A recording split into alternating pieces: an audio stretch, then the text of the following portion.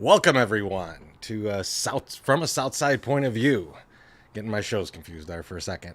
Uh, it's a it's quite an episode, man. I mean, like a lot a lot to unpack here. Josh, what did you think of the episode overall?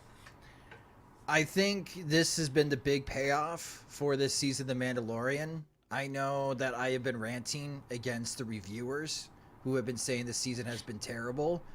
And here comes this episode that, we were talking before we started streaming that I feel like this episode answered 75 to 80% of the questions that are lingering with this particular show. Obviously, there's some questions that are still left over, and that's what the next episode is. Man, Dave Filoni could not be hyping up the finale more, especially with Star Wars celebrations, and obviously the big news with him getting his movie that he's going to get this Avengers type of movie with all these Disney Plus shows coming together in a single movie.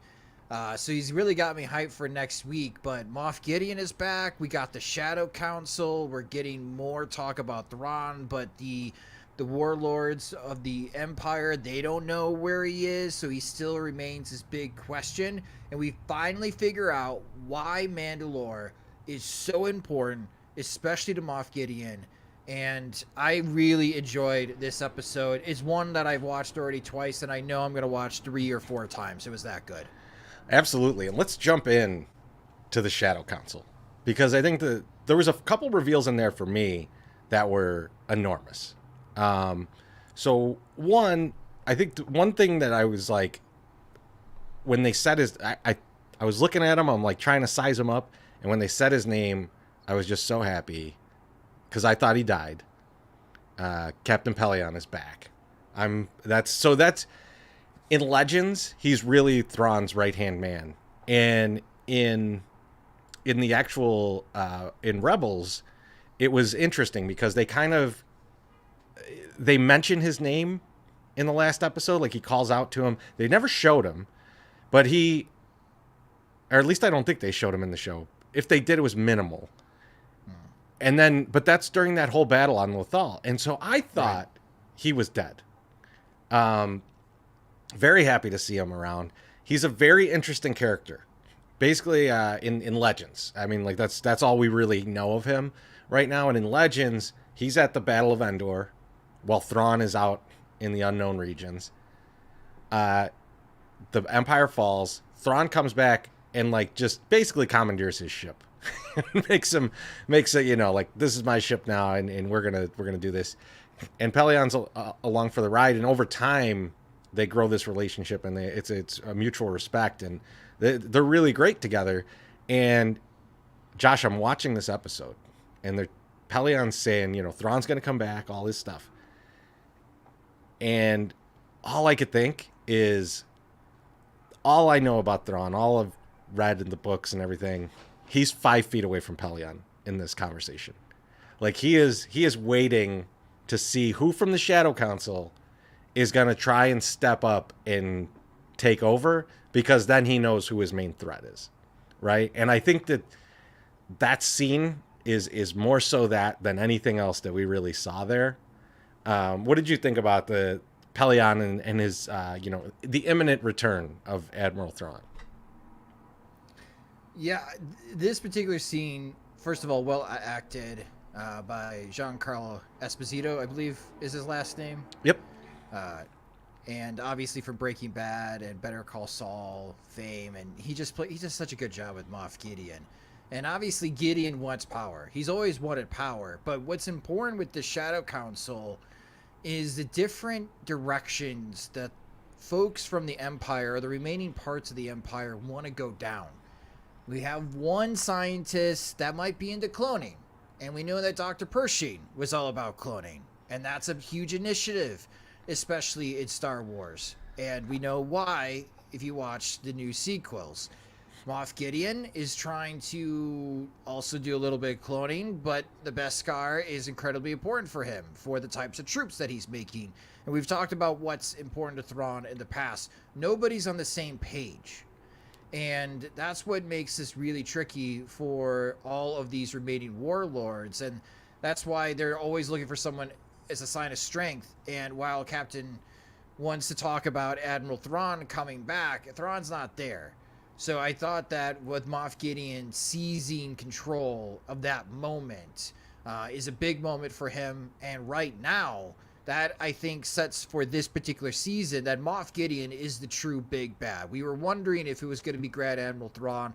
I don't think that's going to be the case. We know that he will be eventually, but right now it is Moff Gideon as the big bad. So one other quick note in there. You mentioned the member of the council that was talking about cloning.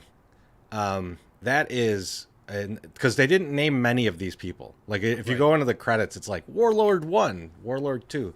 They named him. So that's Brindle Hux. So that's from all the sequel trilogy. You're familiar with Hux from that. That's his dad. Brindle Hux is his dad. Is that what it is? Because I was wondering, it had to be some type of relative. I don't know if it's brother but in real life, that's his brother.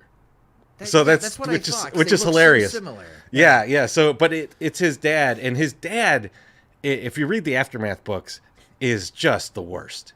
It's like he's awful. But he's not the highest ranking there. So it's interesting that he was a part of the council. It may indicate that Admiral Sloane is departed the way I thought that Captain Pellaeon was, or maybe he's just filling in. But Project Necromancer, I mean, I think we all kind of obviously know what that is. They could have named it something more obvious, like Project Somehow Palpatine Came Back. Like that's the idea there is that he's in charge of that.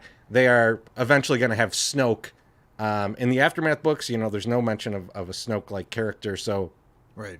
That he shows up at some point. So the question that I have is this a plot hole or a slippery slope for plot that Jon Favreau, Dave Filoni are going to have to be mindful of, that if Hux during Force Awakens, The Last Jedi, and Skywalker Rises, I got to imagine as the son of the main scientist that he is aware that Snoke would have been a clone, or Palpatine would have been a clone. So Brindle Hux is not a scientist, to be clear. Oh, I thought he was. Okay. He acts like one in that. He's not. Oh. He's absolutely not. Maybe they'll retcon that a little bit and make him a little more sciencey, but he's like, I mean, I'm disappointed how thin he is in this, because he's supposed to be kind of like a portly jerk off, like, basically. But I think that is something where it's like, if he's very familiar with Project Necromancer and that produces Snoke as a clone, like, I don't know if it's going to be a plot hole. His relationship with his son is terrible, so it's very possible he just hid it from him if he did know. So it's hard to tell, but I think it's going to be easy for them to cover it up if they need to, just because this character is he's awful in the books. Like, so I mean, like, I think that they could easily wrap that into him. That said, very interesting that they're trying to merge the Imperial Remnant with the First Order by doing this, and with Thrawn. So we'll see how that all goes. I have a feeling that because it's all going to be a power grab against each other, that this is going to fall apart. It's going to faction off, and First Order is all that's going to end up being left of it when we get to it. But speaking of factioning off, Josh, the title of this episode was The Spies, right? I'm going to go through a few people. I'm going to ask you if they're a spy or an ally. Okay. All right? And so we're going to start with one. I think this is an easy one, but you never know. Is Greef Karga a spy, or is he an ally? I'm going to say ally, because he was genuinely shocked when hearing the Imperial ship coming into atmosphere and over Navarro, but then realizing the Mythosaur logo on the underbelly of the ship. So I'm going to say ally, where he felt more comfortable knowing that it was more Mandalorians coming into Navarro. Yeah, I like that. And I think part of it is that throughout this show, what you're seeing away from Din, but more on Grogu, is Grogu has this power to to change people. To like when they connect with Grogu, they change as a person, and I think you see that change of grief. And so I don't want to see him kind of go to the other side and find out that like, yeah, IG-12 was just riddled with sensors so that they could find you. You know, like I don't want to find that. Yeah, out. it's gonna self-explode. You know, it's Right. it's a ticking time bomb. By the way, yeah. Plus, him is like the proud grandpa giving Grogu the toy that he should absolutely not have was just wonderful. Like I just love that scene with the IG-12. So I'm pro Karga. Plus, I just love Carl Weathers. Let's just be honest. Carl Weathers is awesome. He's out here making up He is very awesome. nice. So we stew. both agree he's ally. He's an ally. He's an ally. This one's tough. The Mandalorian survivors. This one, to me, I'm very suspect of these guys. Because you would think, having been there for as long as they have been there, they might have noticed an Imperial remnant still there flying ships around and shit. So I'm a little suspect of these guys. Where are you at with these guys? You know, that's not a bad shout. I don't know. And I think you make a convincing argument that they could be spies, and that's why they were left alive.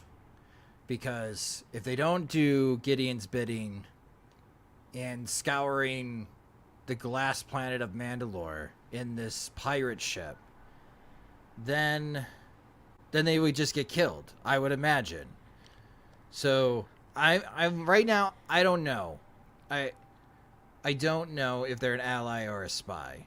So Yeah, that's where I am right now. I'm in between. I guess if I had to pick one, I guess I'll side with you that your argument is convincing. I would go with spy. Yeah, I mean, it's too convenient that they're there.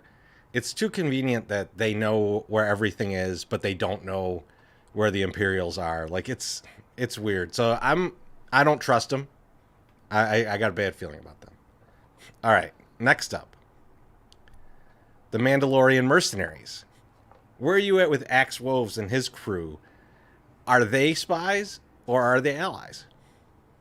I think they're allies, as my dog has a very, very strong opinion. I think they're allies because they stole Gideon's ship. They don't get to hold on to that. So I'm definitely going to go with allies here. Yeah, I mean, there was a part of me earlier in the season where I was like, what if they broke out Gideon? What if they're just guns for hire? But at the end of the day, they seem so committed to Bo-Katan and to the Darksaber and all of it.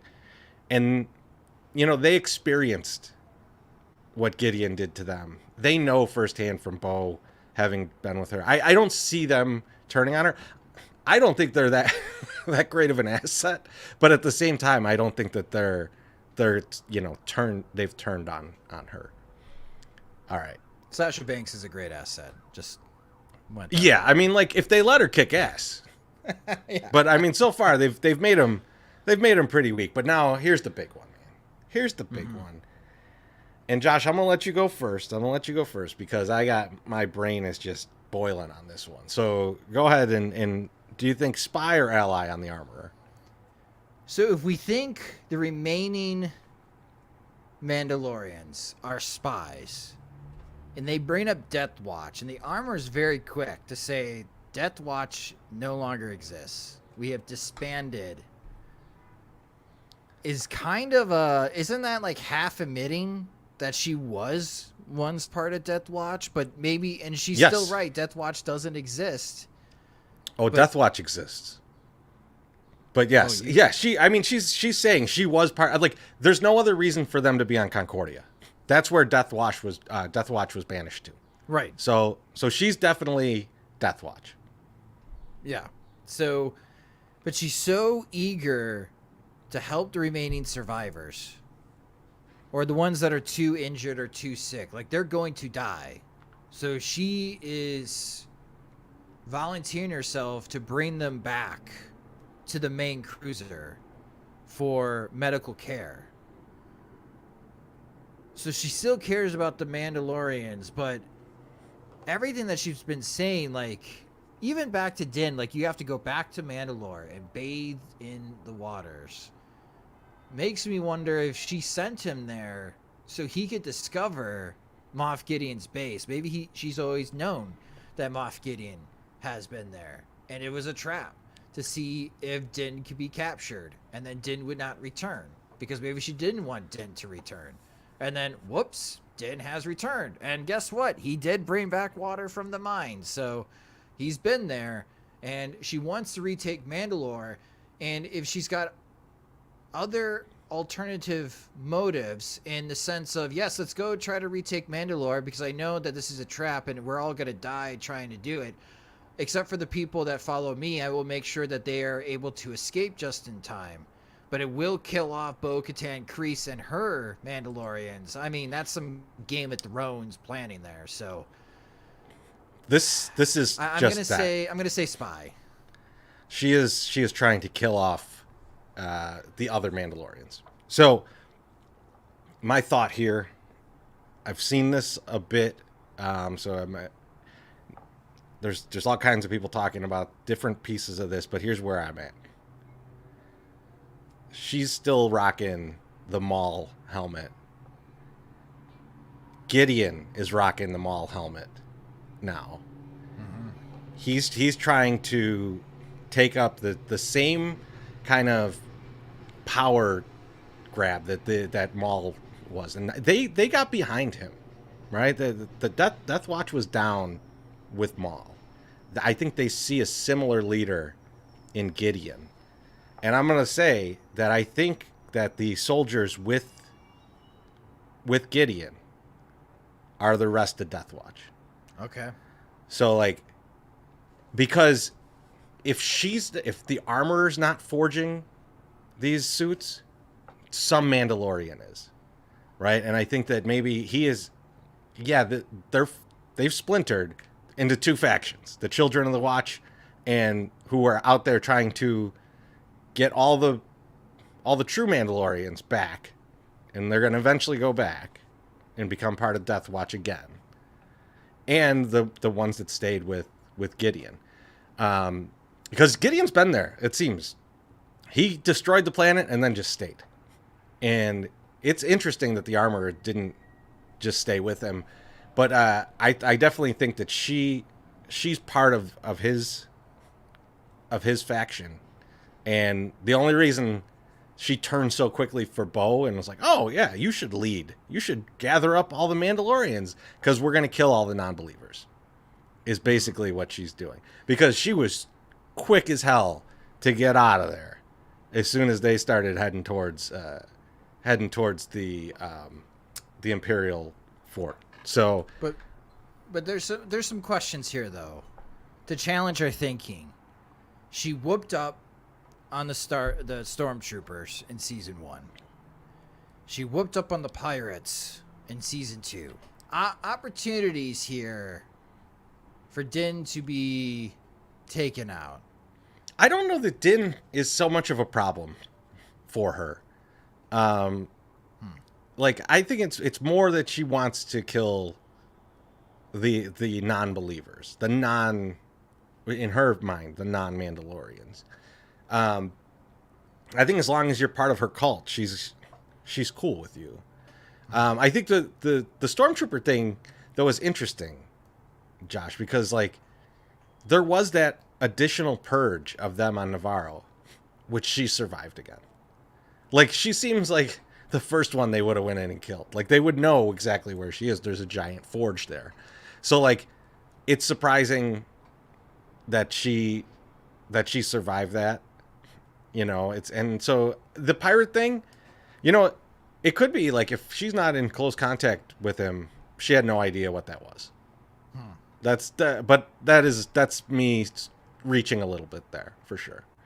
But I don't know. I feel like there's just too much pointing to her being a Maul disciple, right? And like the Rook cast thing sticks with me.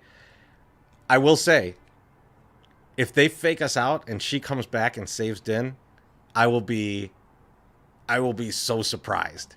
And I mean, like, it would be awesome, right? Like, if she just comes in and kicks everybody's ass, like, that would be incredible. But, like, I would be very surprised by it. Okay. Now, speaking of, you know, going back to Mandalore, all that, why did they go back to Mandalore? Because, like, I get why Gideon wants to be there, right? With all the Beskar. But, like, it seemed like they had a good thing going on Navarro. Why decide, hey, we're gonna take back Mandalore instead of just being like, hey, we're a growing society here on Navarro and this is good enough? I think that's a good question for the armor, because this is the armor's idea. It's not Bo-Katan's idea. I think Bo-Katan's doing it as redemption, and I think a lot of the Mandalorians are also going down the redemption line. Maybe there is technology that's on Mandalore that you're not going to find at other planets. Maybe they do need the Great Forge to rebuild their entire society, but someone has already ransacked the Great Forge and built themselves a new forge, obviously, that they didn't know about until they started running down some tunnels and got themselves into a trap. So I think that was the whole idea going back to Mandalore for Bo-Katan, is redemption to make up for her past failures. Yeah, I mean, this is more into why I'm like, is the armorer tricking her into this? Because it's really hitting on the point of like, let's go back to your past failure and triggering her into doing that. Because for the rest of them, like, everybody, Children of the Watch, they've never even been there. Like, none of them have been there. Maybe maybe the armorer has, right? I mean, like, she lived there for a while until they were until Death Watch was exiled. But, like, everyone else grew up off planet. They grew up on Concordia. Like, Mandalore in name has some significance to them, but I don't think that it's more of walking the way of the Mandalore than it is living on Mandalore. And most of them had given up that dream anyway. So, like, I think it's interesting that she kind of pushes Bo towards that, and it's another thing that pushes me in the direction of she's a spy. Okay. All right, we're in a hairy situation, right? We've got Din's captured now. We've got Beskar stormtroopers, which we never thought we would see. We've got some kind of Darth Vader Maul mix of Gideon's outfit.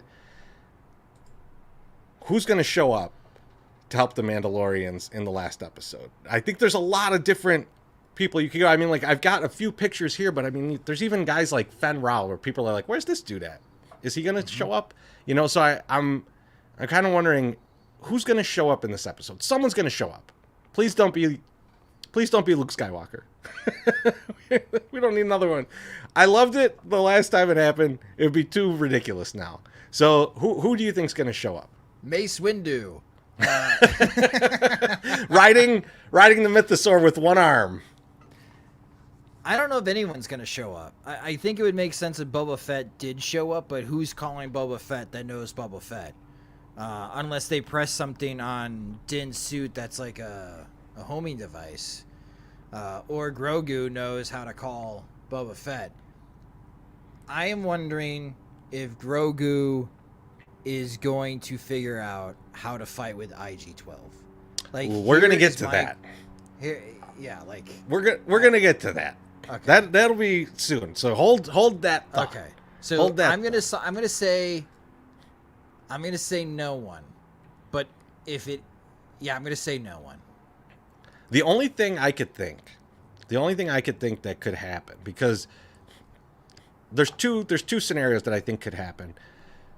The Boba Fett and Fennec, I'd love it, but it would be kind of cheesy. Like, how did that happen? Yeah, right? How do they know?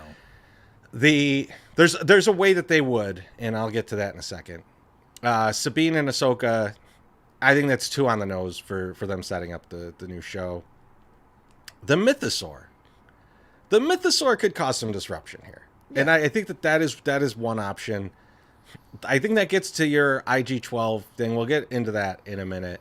But I think the most likely scenario, if we're going to get some new heroes here to join in, is Carson Teva and Zeb. And the reason that they would be going there is twofold. One, they're trying to track down Gideon. and their only clue is Beskar, Yep. which will lead them out there. 2, my guy, Captain Bombardier or whatever his name is, Oh, yeah, Jack is Black. going to tell the New Republic that Mandalore is going to be a sovereign nation, and that should trigger a few things for people. In fact, it should probably trigger into effect Elia Kane, because she's going to be like, whoa, we shouldn't be going out there. We got to stop people from going out there. So there could be a thing where Zeb and Carson Teva head out that way. If they are heading out that way, if they stop in Tatooine, they know that Boba Fett is in league with Din. That's the only way I could see Boba Fett being involved. I don't see that happening, but I do see a scenario where this firefight's about to happen, and the X-wings show up in as a part of it. That would be interesting. But let's get to Grogu and his new suit. I was cracking up. So we're watching it, and he's doing the yes in the suit. No. And Cornsey turns to me. She's like, "This is straight out of Breaking Bad, with the bell," And I was like, "Oh yeah, okay." I was like, "Well, that ended bad for Giancarlo now, didn't it?" So we'll see if the same thing happens here. Josh, what are your thoughts on this? This is crazy, and I don't know if this breaks the rules of the Force. But I see Bo-Katan being disarmed by Gideon, and as Gideon's about to pick up the Darksaber flings in air, and Grogu, using IG-12, wields the Darksaber. And using IG-12 fights Gideon with IG-12 and the Darksaber. I love it. I love the idea. That's kind of what I Darksaber. want to see. Now, I had kind of a similar thought on this. I had a thought that, like, this battle starts to go on out there, and Grogu just disregards that fight. He's going to go get Din. Yep. Now, he has seen what IG-11 can do with some guns. So if he grabs a few guns and, like, is basically Mechagodzilla here, like, I could see him going in and just, like, destroying everything in his path. I said at the beginning of the season, Grogu could get dark. Grogu's got some serious power, and he's seen some serious stuff. So I think Disney will probably be against Grogu killing a ton of people. But I kind of want it to happen. I kind of want him to go. They're not people. They're stormtroopers. That's different. They're fine with that. They're fine with Jedi. Like, just crushing stormtroopers. That's fine. They're masked. You don't see their faces. I mean, and especially if it's Death Watch and they've crossed Din. This is supposed to be his family. If they've crossed him and Grogu comes in and just blasts them all. I mean, like, I don't see him doing it, but I want him to do it, right? I mean, I could see him. I don't know that I want him to do something like jump on the Mythosaur with IG-12, No. right? I'd rather see him just go blasting everybody away. And maybe IG-12 malfunctions during it, and Grogu's got to crawl out. And then we see Grogu taking some of the lessons that we have seen off-screen from Luke Skywalker. And this is the moment, in a dire situation, Grogu becomes stronger and more one with the Force. Dave Filoni's trying to drop a huge clue on what we're going to see. He said, everyone is going to cheer, and then it's going to make you rethink some things. And that's been swirling in my head, especially when thinking about this episode, Chorizy. What does Dave mean? Like, the cheering part, that's easy. Grogu kicking ass. Everyone wants to see that. But what's the rethinking part that Dave is alluding to? And maybe that's hence what you've been talking about for a while. Grogu's going to save Din, but Grogu's going to be using the dark side of the Force to do that. And it's going to make you rethink everything you know about the Force as a Star Wars fan. And I think that would be perfect going into the Ahsoka show, because we're going to get 2 new Force sensitives in that show, and they're going to, for all appearances, be Sith and be similar to Dooku.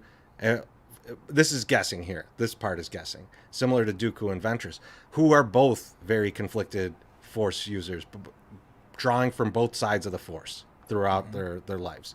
So I think you could see something like that with these Force like, think about the Force sensitive characters you're going to have in the Ahsoka show.